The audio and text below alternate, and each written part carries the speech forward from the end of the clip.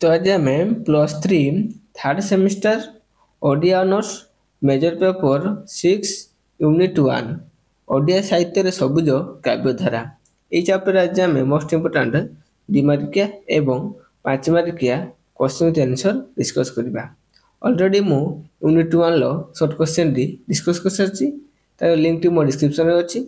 आउ गोटे कथा कौन जदि आपण मैंने क्लास टी पीडीएफ चाहते तो डिस्क्रिप्शन मोर टेलीग्राम ग्रुप लिंक अच्छी ये क्लिक करके ग्रुप रे ऐड हूँ जहाँफल मैंने क्लास गुड़िकर पीडीएफ पाइपर आउ को क्लास आवश्यक बा पीडीएफ आवश्यक से गोटे गोटे निश्चित रूपे कमेंट करंतु ए कमेंट मते इंस्पायर करथाए नेक्स्ट वीडियो बनवाई तेणु गोटे गोटे कमेंट निश्चित रूपे करंतु।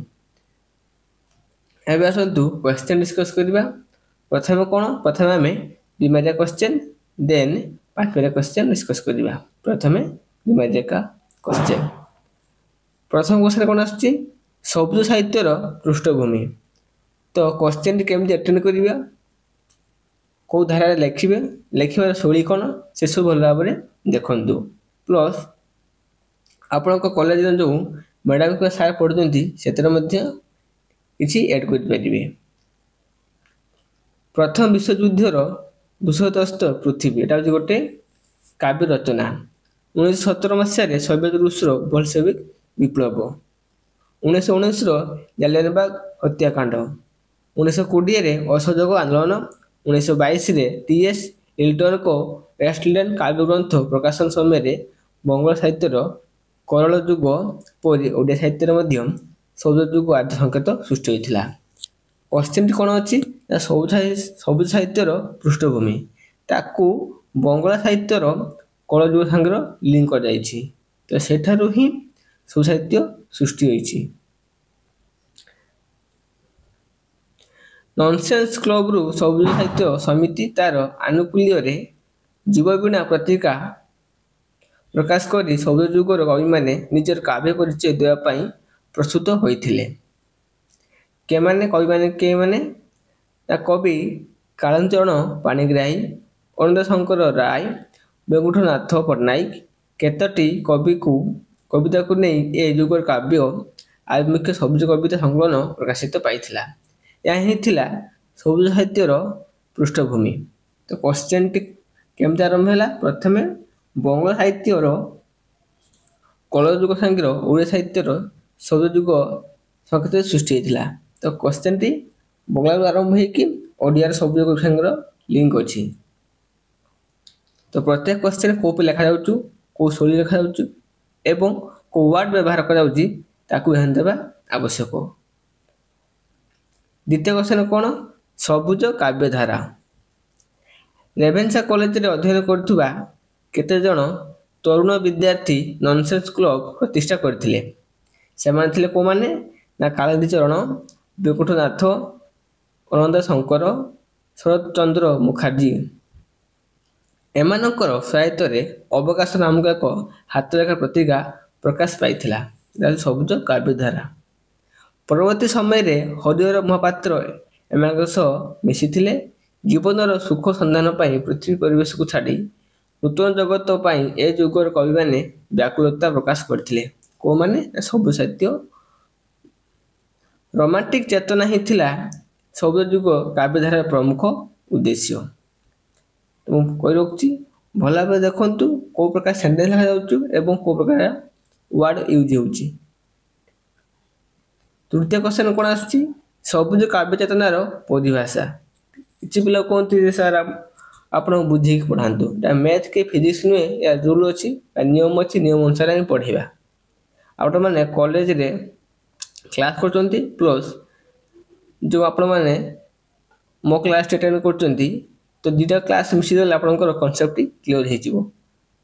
इंपोर्टाट क्लास हूँ कॉलेज रे जेहेतु मैडम कि सार ओपन डायरेक्ट भाव में कहते मुख्य क्लास एटा हूँ प्रैक्टिकल क्लास बा को लिखा को प्रकार आंसर दिज्व क्वेश्चन आंसर टाइप आम पढ़ाऊँ। तो विशेषकर माने अधिक लेंथी वे आम बुझे पारिबा नहीं बुझापी कष्ट हेबो। ओके तो क्वेश्चन कौन अच्छी सबुज काव्य चेतनार परिभाषा। ସବୁଜ ଯୁଗର କବିମାନେ ସବୁଜ ସ୍ୱପ୍ନ ଆଚ୍ଛନ୍ନ ହୋଇ ତରୁଣ ହୃଦୟର ଅନେକ ପ୍ରେମ କବିତା ରଚନା କରିଛନ୍ତି। ଏ ମାଟିର ଧୂସରତାକୁ ପରିହାର କରି ଆଉ ଏକ ନିଣ୍ଡ ରଚନା କରିବା ଓ ପ୍ରିୟା ପାପୁଲିର ମୁଣ୍ଡ ଗୁଞ୍ଜି ଯୌବନ ଝରଣା କୂଳରେ ଅତୁଆଳ ହେବା ନିଶା ଏ ଯୁଗର କବିମାନଙ୍କ କବିତାରେ ଏକ ମୁଖ୍ୟ ପ୍ରସଙ୍ଗ ଭାବେ ଉଭା ହୋଇଛି। ଯେ ସେଣ୍ଟେନ୍ସ କହିଲା ଏ ସେଣ୍ଟେନ୍ସ ରଖିବା ପାଇଁ ପଡ଼ିବ। ଆଉ କ'ଣ ସବୁଜ କବିମାନଙ୍କ ମଧ୍ୟରେ ଅନନ୍ତା ଶଙ୍କର, କାଳିନ୍ଦୀଚରଣ ଓ ବ୍ୟଙ୍କନାଥ ପ୍ରମୁଖ ଭାବଧାରା ହିଁ ଅନେକ ପ୍ରେମ କବିତା ସୃଷ୍ଟି କରିଛନ୍ତି। ପରବର୍ତ୍ତୀ କ୍ୱେଶ୍ଚନ କ'ଣ ଆସୁଛି? ସବୁଜ କବିମାନଙ୍କର କବିତାର ସୌନ୍ଦର୍ଯ୍ୟ ବୋଧତା। କେଉଁ ପ୍ରକାର ତାଙ୍କର କବିତା ଗୁଡ଼ିକର ସୌନ୍ଦର୍ଯ୍ୟବୋଧ ରହିଛି? ସବୁଜ କବିମାନଙ୍କର ସୃଷ୍ଟି ଚେତନା ସୌନ୍ଦର୍ଯ୍ୟ ବର୍ଣ୍ଣନା ଥିଲା ଏକ ଅଭିନବ ପରିକଳ୍ପନା। ସବୁଜ ଗୋଷ୍ଠୀର ସାଧକମାନେ ଥିଲେ ସୌନ୍ଦର୍ଯ୍ୟର ଉପାସକ। ଯୌବନର ନିରାଜନା ହିଁ ଥିଲା ସେମାନଙ୍କ ସାହିତ୍ୟର ବୈଶିଷ୍ଟ୍ୟ। ଆଉ କ'ଣ ନା ବିଷାଦ ଓ ସଂଶୟ ଭାବ ଥିଲା ସେମାନଙ୍କ କବିତାର ପ୍ରମୁଖ ଅଂଶ। ଅପ୍ରତିଜନକ ଅସଫଳତାରୁ ହିଁ ସବୁଜ କବିମାନଙ୍କର ମନରେ ବିଷାଦ ଭାବ ଉଦ୍ରେକ ହୋଇଛି। ଆଶାର ଆଲୋକ ସୃଷ୍ଟି ପାଇଁ ସେମାନେ ବ୍ୟଗ୍ର ହୋଇ ପଡ଼ିଛନ୍ତି। ସାଧାରଣତଃ କ'ଣ ହେଇଥାଏ ନା କାଳିନ୍ଦୀଚରଣ ଓ ବ୍ୟଙ୍କନାଥଙ୍କ କବିତାରେ ବିଷାଦ ଭାବ ଦେଖିବା ପାଇଁ ମିଳିଥାଏ। ବିଷାଦ ଭାବ ମାନେ କ'ଣ? ଖରାପ ମନ। ମୋଟ ଉପରେ ସୌନ୍ଦର୍ଯ୍ୟର ପୂଜାରୀ ଭାବେ ସବୁଜ କବିମାନେ ସ୍ମରଣୀୟ ଅଟନ୍ତି। ତ କ୍ଲାସର PDF ନିଶ୍ଚିତ ପାଇପାରିବ। PDF ପ୍ଲସ୍ କ୍ଲାସ୍ ପୁରା ଥରୋଲି କ୍ଲିୟର ହେଇଯିବ। ପରବର୍ତ୍ତୀ କ୍ୱେଶ୍ଚନ କ'ଣ ଆସୁଛି? ସବୁଜ ଯୁଗର ବୈଶିଷ୍ଟ୍ୟ। ସବୁଜ ସାହିତ୍ୟରେ ରଚନାରେ ପ୍ରେମ, ମୁଗ୍ଧ, ପ୍ରଣୟ ଓ ଯୌବନର ପ୍ରଶସ୍ତି ଗାନ ଦେଖିବାକୁ ମିଳେ। ବାସ୍ତବତା ଠାରୁ ଦୂରେଇ କଳ୍ପନା ରାଜ୍ୟରେ ଘୁରି ବୁଲୁଥିଲେ ଏହି ତରୁଣ ଗୋଷ୍ଠୀମାନେ। ଉତ୍କଳୀୟ ସଂସ୍କୃତି, ପରମ୍ପରା, ଐତିହ୍ୟ ଠାରୁ ସେମାନେ ଥିଲେ ବହୁ ଦୂରରେ। କାମନା ଜର୍ଜରିତ ଯୌବନରେ ପ୍ରତିଛବିରେ ବାସ୍ତବ ରୂପାୟନ ସବୁଜ କବିତାମାନଙ୍କର ରଚନା ଦେଖିବା ପାଇଁ ମିଳିଥାଏ। ଆଉ କ'ଣ ନା ପ୍ରେମର ଜୟଗାନ, ପ୍ରେମର ପୂଜାରୀ, ପ୍ରଣୟର ସୃପ୍ତି ସବୁଜ ଯୁଗ ସାଧକମାନଙ୍କ ରଚନା ପ୍ରମୁଖ ବୈଶିଷ୍ଟ୍ୟ ମଧ୍ୟ ହୋଇପାରିଥିଲା।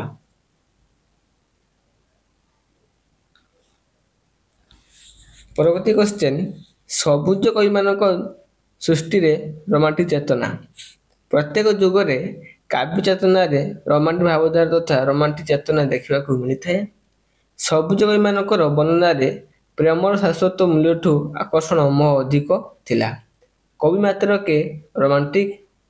ବ୍ୟଙ୍କନାଥ ପଟ୍ଟନାୟକଙ୍କର କବିତାରେ ରୋମାଣ୍ଟିକ ଚିନ୍ତା ଓ ଚେତନା ସମସ୍ତ ସରହଦକୁ ଅତିକ୍ରମ କରିପାରିଛି। ଆଉ କ'ଣ ନା ଯୌବନର ଉଦ୍ଦମତା ସହ ରୋମାଣ୍ଟିକ କଳ୍ପନା ପ୍ରବଣତା ଥିଲା ସବୁଜ କବିମାନଙ୍କ ସୃଷ୍ଟିର ଅନ୍ୟତମ ଏକ ମୁଖ୍ୟ ଆକର୍ଷଣ। ପରବର୍ତ୍ତୀ କ୍ୱେଶ୍ଚନ ସବୁଜ ସାହିତ୍ୟରେ ମାନବୀୟ ଅବଦାନ। ତ ସବୁଜ ସାହିତ୍ୟର କବିମାନେ କେଉଁ ପ୍ରକାର ମାନବୀୟ ଅବଦାନ ବା ବ୍ୟକ୍ତିତ୍ୱ ଉପରେ ସେମାନେ କରିଛନ୍ତି ବା ସମାଜରେ ଯେଉଁ ଦାରିଦ୍ର୍ୟ ଦୁଃଖୀ ମଣିଷ ସେମାନଙ୍କ ଉପରେ ସେମାନେ କେଉଁ ପ୍ରକାର କବିତା ବା ଗଳ୍ପ କି ଏକାଙ୍କିକା କାବ୍ୟ ଲେଖିଛନ୍ତି, କେଉଁ ପ୍ରକାର ଅବଦାନ ଥିଲା ସବୁଜ ସାହିତ୍ୟ।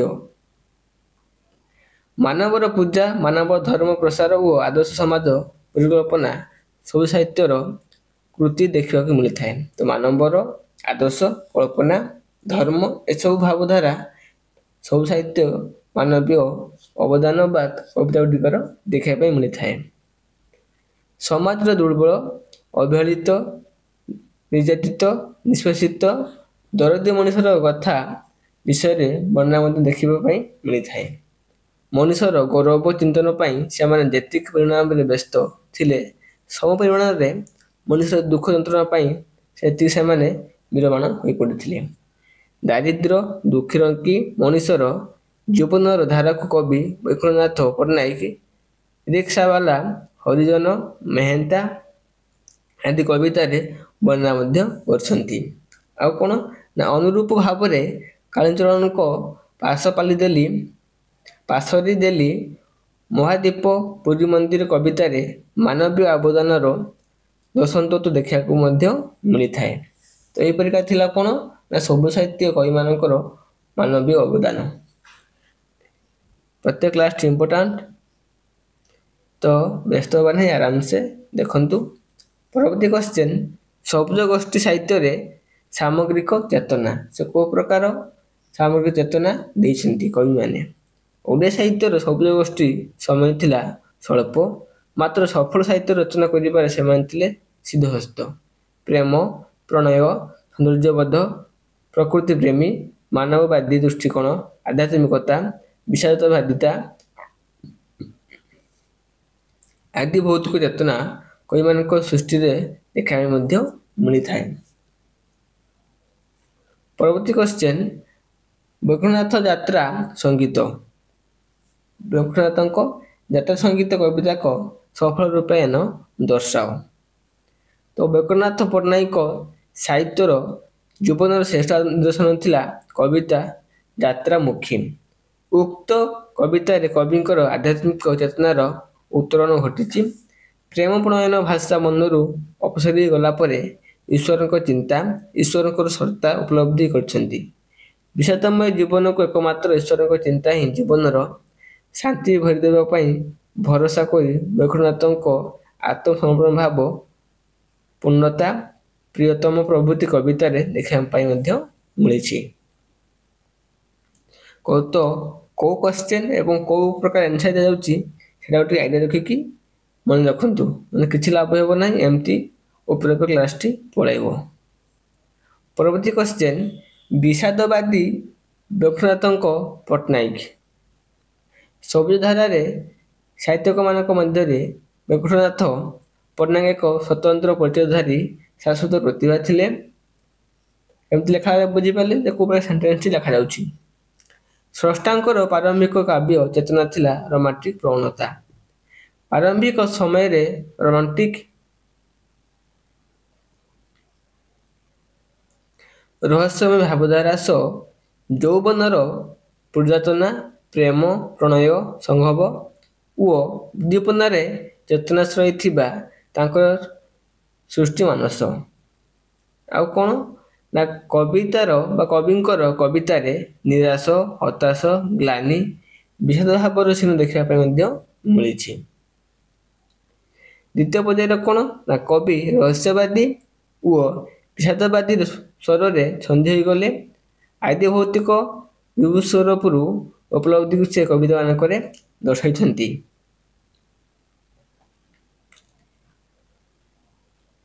ପରବର୍ତ୍ତୀ କ୍ୱେଶ୍ଚନ୍ କ'ଣ ଆସୁଛି, ସାରସ୍ୱତ ସାଧକ ବୈକୁଣ୍ଠନାଥ। ବୈକୁଣ୍ଠନାଥ ତାଙ୍କ ବାବଦରେ କ'ଣ କୁହାଯାଇଛି ଯେ କବି ବୈକୁଣ୍ଠନାଥ କାବ୍ୟକ ଜୀବନର ଆଦ୍ୟ ଝଙ୍କାର ଥିଲେ ରୋମାଣ୍ଟିକ। ପରବର୍ତ୍ତୀ ସମୟରେ ସେ ରହସ୍ୟବାଦୀ ଓ ଜୀବନବାଦୀ ଚେତନାରେ ନିଜକୁ ସମର୍ପିତ କରିଥିଲେ। କବି ବୈକୁଣ୍ଠନାଥ ପଟ୍ଟନାୟକଙ୍କର ଶ୍ରେଷ୍ଠ କାବ୍ୟକୃତି କ'ଣ ଥିଲା? କାବ୍ୟ ସଞ୍ଚୟନ ଓ ଉତ୍ତରାୟଣ, ଏ ଦୁଇଟି ଇମ୍ପୋର୍ଟାଣ୍ଟ କାବ୍ୟ ଏବଂ ମଧ୍ୟ ସର୍ଟ କ୍ୱେଶ୍ଚନ୍ ଏଥିରେ ଆସିପାରେ। ଆଲୋଚ୍ୟ କାବ୍ୟ ସଂକଳନର ସ୍ଥାନ ପାଇଥିବା କବିମାନଙ୍କର ଭାବଧାରା ପ୍ରେମ ପ୍ରଣୟର ଚିତ୍ର ସହ ଆତ୍ମକେନ୍ଦ୍ରିକତା, ରହସ୍ୟବାଦିତା, ଶୋଷଣ ବିରୋଧ ସଂଗ୍ରାମ ମଧ୍ୟ ବର୍ଣ୍ଣିତ ହୋଇଛି। ପରବର୍ତ୍ତୀ ପ୍ରଶ୍ନ କ'ଣ ଆସୁଛି, ସବୁଜ ଗୋଷ୍ଠୀର ସାରସ୍ୱତ ସାଧକ କାଳିନ୍ଦୀ ଚରଣ, ତାଙ୍କ ବାବଦରେ କ'ଣ କୁହାଯାଇଛି? ସବୁଜ ଯୁଗର ଶ୍ରେଷ୍ଠ ସାଧକ ଥିଲେ କାଳିନ୍ଦୀ ଚରଣ ପଟ୍ଟନାୟକ। ସବୁଜ ଯୁଗର ଯଥାର୍ଥ ପ୍ରତିନିଧି ଭାବେ ସେ ଜଣାଶୁଣା। କବି ଜୀବନର ପ୍ରାଥମିକ ଅବସ୍ଥାରେ ରୋମାଣ୍ଟିକ ଚେତନାକୁ ନେଇ କବିତା ରଚନା କରିଥିଲେ। ସେ ସମୟରେ କବି ଥିଲେ ତରୁଣ। ସେ ଥିଲେ ଏକାଧାରକରେ କବି, ଗାଳ୍ପିକ, ଔପନ୍ୟାସିକ, ଜୀବନ ଲେଖକ। ଉପନ୍ୟାସ ମଧ୍ୟରେ ମାଟିର ମଣିଷ, ଲୁହର ମଣିଷ, ଅମର ଚିତା, ଆଉ କ'ଣ ନାଟକ ଭାବେ ପ୍ରିୟଦର୍ଶୀ, ସୌମ୍ୟ, ପଦ୍ମିନୀ ଅନ୍ୟତମ। ନାଟକ ବି ଲେଖିଥିଲେ, ଉପନ୍ୟାସ ମଧ୍ୟ ଲେଖିଥିଲେ, ଆଉ କ'ଣ ଆଉ ମଧ୍ୟ କବିତା ମଧ୍ୟ ଲେଖିଥିଲେ। ଆଉ ଗଳ୍ପ କ'ଣ ନା ଗଳ୍ପ ହେଉଛି, ଭଲ ଭାବେ ଦେଖନ୍ତୁ, ଗଳ୍ପ କ'ଣ ରାଶିଫଳ, ଶେଷ ରଶ୍ମି, ସାଗରିକା, ମୋ କଥାଟି ସରି ନାହିଁ ଅନ୍ୟତମ ମଧ୍ୟ ଥିଲା। ତାଙ୍କ ଦ୍ୱାରା ରଚିତ ସାହିତ୍ୟ କୃତିର ଭାଷା ଥିଲା ସରଳ ଓ ମନୋଜ୍ଞ ମଧ୍ୟ ଅଟେ। ଜାତୀୟତା ଗଦ୍ୟ ଚିନ୍ତାଧାରା ଗାନ୍ଧୀ ନୀତି ଅହିଂସା ନୀତି ଓ ସୌନ୍ଦର୍ଯ୍ୟର ଉପାସନା ଥିଲା ତାଙ୍କ ସାହିତ୍ୟର ସାରସ୍ୱତ ଚେତନା। ତ ଇଏ ଥିଲା କ'ଣ ସବୁଜ ଗୋଷ୍ଠୀର ସାରସ୍ୱତ ସାଧକ କାଳିନ୍ଦୀ ଚରଣଙ୍କ ବାବଦରେ କୁହାଯାଇଛି। ତ ଆମେ ନେକ୍ସଟ ଯିବା କ'ଣ ମ୍ୟାଥମେଟିକ୍ସ କ୍ୱେଶ୍ଚିନ୍ ପାଖକୁ ଯିବା। ତ ପ୍ରଥମ କ୍ୱେଶ୍ଚନ୍ କ'ଣ ଆସୁଛି ମ୍ୟାଥମେଟିକ୍ସ କ୍ୱେଶ୍ଚନ୍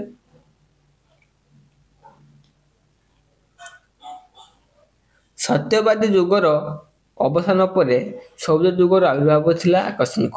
ଏହା ସତ୍ୟତା ନିରୂପଣ କର। ତ ମୁଁ ଡିଟେଲ୍ସ ଭାବରେ କହୁନାହିଁ, ମୁଁ ସଲ୍ଭ କରି ଯାଉଛୁ, ଆପଣମାନେ ଷ୍ଟପ୍ କରିକି ପଢ଼ି ନିଅନ୍ତୁ ପ୍ଲସ୍ ଟେଲିଗ୍ରାମ ଗ୍ରୁପରେ ଏଡ୍ ହୁଅନ୍ତୁ, PDF ପାଇପାରିବେ। ସେଥିପାଇଁ ବ୍ୟବସ୍ଥା ହେବା ଦରକାର ନାହିଁ, କ୍ଲାସଟି ଭଲ ଭାବରେ ଶେଷ ଯାଏଁ ଦେଖ।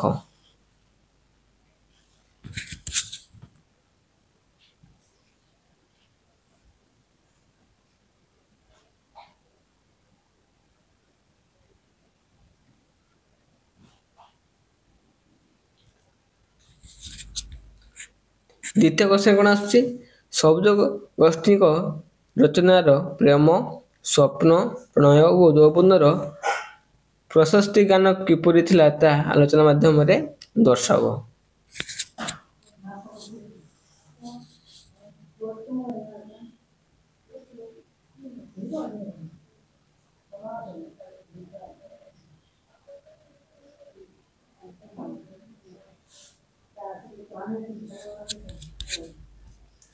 ସବୁଜ ଯୁଗର କବି ଲକ୍ଷ୍ମୀନାଥ ପଟ୍ଟନାୟକ କବିତାରେ ବିଳାସ ବେଦନା ସମବେଦନା ଓ ଜୀବନ ଦର୍ଶନର ବାଣୀ କିପରି ଥିଲା ତାହା ଆଲୋଚନା ମାଧ୍ୟମରେ ପ୍ରକାଶ କର।